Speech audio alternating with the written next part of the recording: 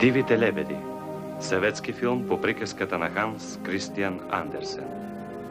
Сценаристи Рейс, Трауберг, Вольпина. Режисьори Цехановски.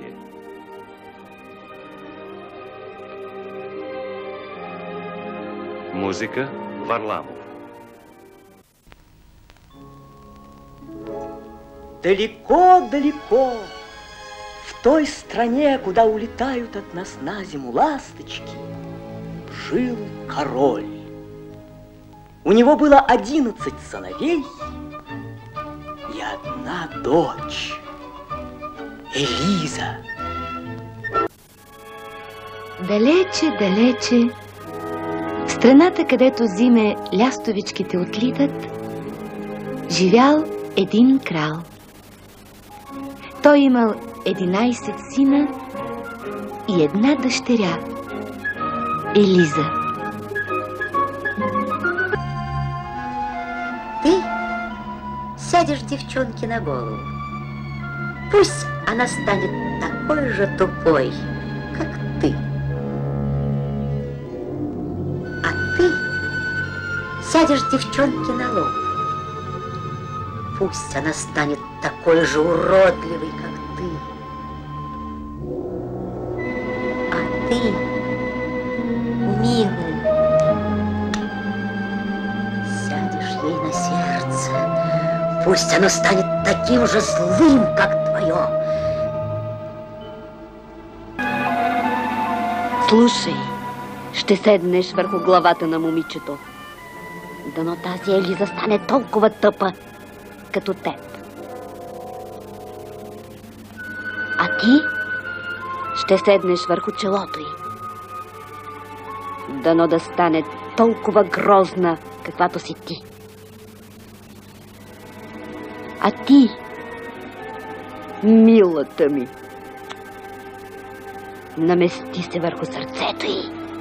Дано то стане толкова зло, колкото е твоето.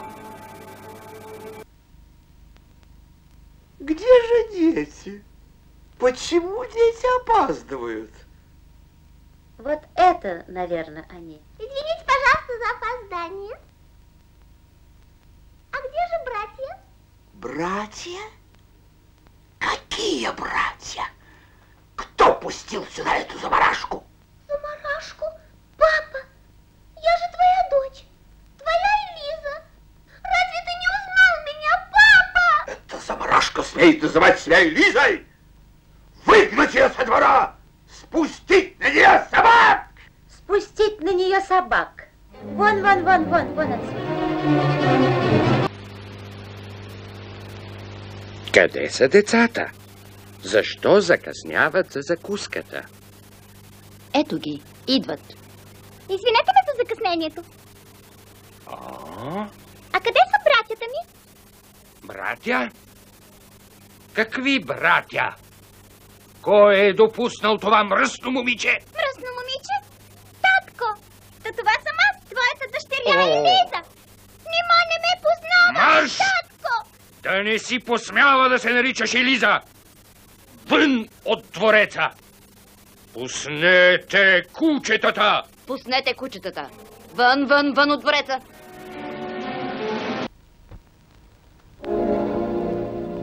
Я все знаю. Молчи, не говори ни слова. Я видел тебя на кладбище. И ты моя невеста, будущая королева. И ты. Почему ты молчишь? Говори, оправдывайся. Я поверю тебе. Значит, это правда? Что же я молчу? Надо бежать, успокоить его. Надо сказать, что я не виновна. Всичко знае. Мълчи. Не ми казвай нищо. Аз те видях на гробищата. Ти, моята годеница. Бъдеща кралица. Ти. Защо си мълчала? Обясни ми, оправдай се. Аз ще ти повярвам.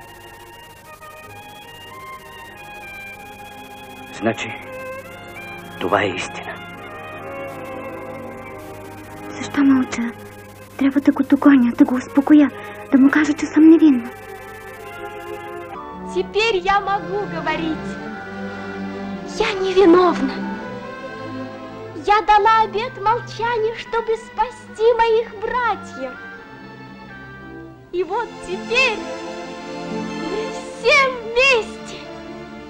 Горе позади, впереди радость, дружба, щастие. Сега вече мога да говоря. Аз съм невинна. Но дълго трябваше да мълча, за да спася моите братя. Ето, че най-после всички сме заедно. Мъките отминаха, очакват ни радост, любов, щастие.